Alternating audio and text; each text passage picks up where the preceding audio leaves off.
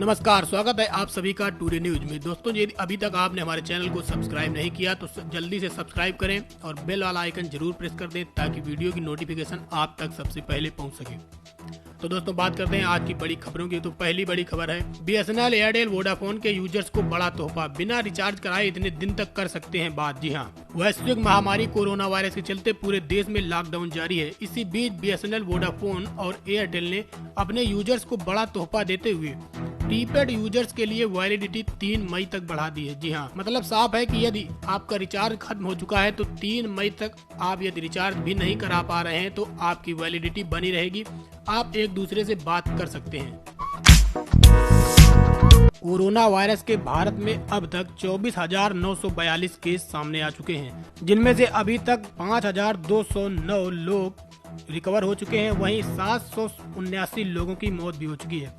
भारत में सबसे ज्यादा केस 6,817 केस महाराष्ट्र से सामने आए हैं।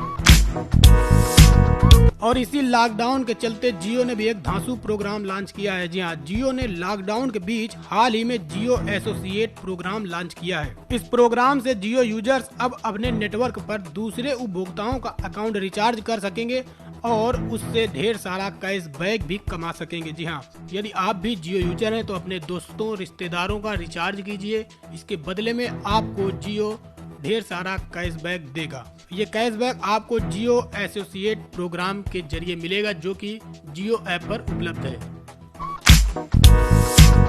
लॉकडाउन के चलते मध्य प्रदेश में दी गई छूट, अब आवश्यक चीजों की दुकानें खुल सकेंगी। जी हाँ, मध्य प्रदेश के मुख्यमंत्री शिवराज सिंह चौहान ने कहा कि रविवार से सभी ग्रामीण इलाकों में आवश्यक वस्तुओं की दुकानें खोली जा सकती हैं। साथ ही साथ ये भी कहा कि शहरों के कोरोना संक्रमित इलाकों को छोड़कर और बड़े और मुख्य बाजारों को छोड़कर मोहल्लों की आवश्यक वस्तुओं वाली दुकानें खोली जा सकेंगी।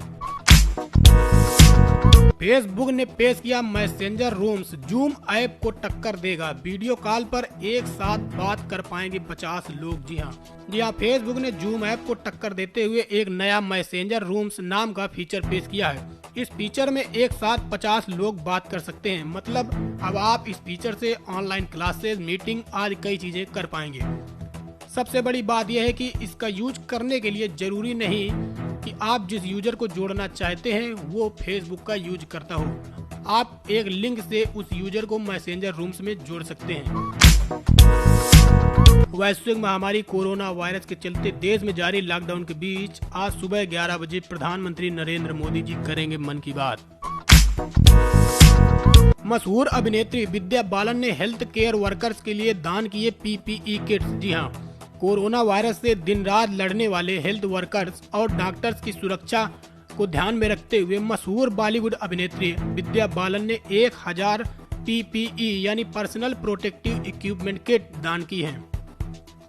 इसके साथ साथ विद्या बालन ने सेलिब्रिटी शाउट आउट प्लेटफॉर्म ट्रिंग के साथ शामिल होकर 1000 और पीपीई किट दान करने के लिए कई लोगों के साथ मिलकर काम भी कर रही हैं। इसके साथ साथ विद्या बालन ने मदद करने वाले लोगों के लिए पुरस्कार की घोषणा की है।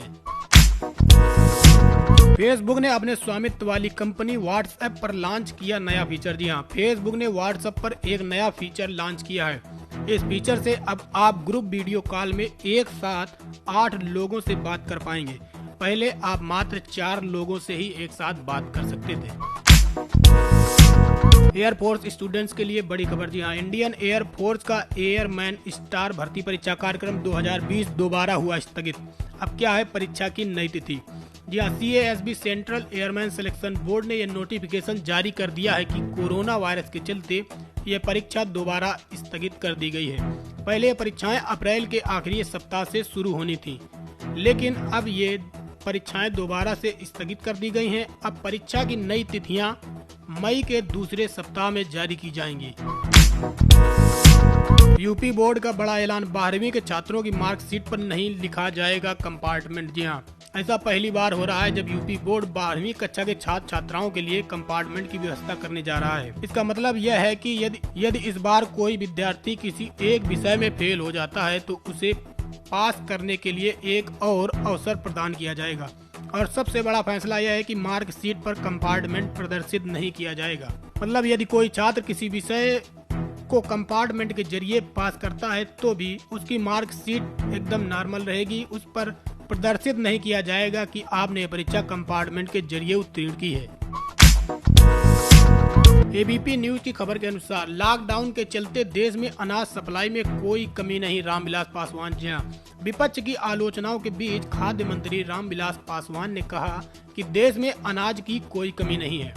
हालांकि खाद्य मंत्री ने ये जरूर माना कि लॉकडाउन की शुरुआत में दाल की सप्लाई को लेकर थोड़ी दिक्कत आ रही थी, पर अब उसके हालात में भी सुधार है।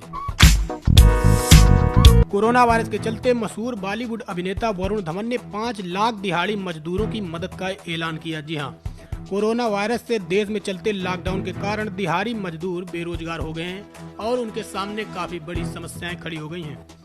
इसी के चलते बॉलीवुड अभिनेता वरुण धवन ने ऐसे 5 लाख दिहाड़ी मजदूरों की मदद का ऐलान किया है। वरुण धवन ने यह नेक काम शुक्रवार को अपने 33वें जन्मदिन के अवसर पर किया। इंस्टाग्राम ने इंस्टाग्राम स्टोरीज के लिए लॉन्च किया नया फीचर, अब दोस्तों को टैग कर सकेंगे। जी हां, इंस्टाग्राम के इस नए फीचर का नाम challenge sticker in the stories gallery. इस स्टिकर के जरिए लोग अपने दोस्तों को टैग करने के साथ साथ उनको इसमें भाग लेने के लिए आमंत्रित कर सकेंगे। कंपनी के अनुसार चैलेंज सोशल मीडिया पर अपने दोस्तों के साथ बात करने का एक बहुत ही मजेदार तरीका है। इसी को देखते हुए कंपनी ने यह challenge sticker in the stories gallery नाम का फीचर लॉन्च किया है।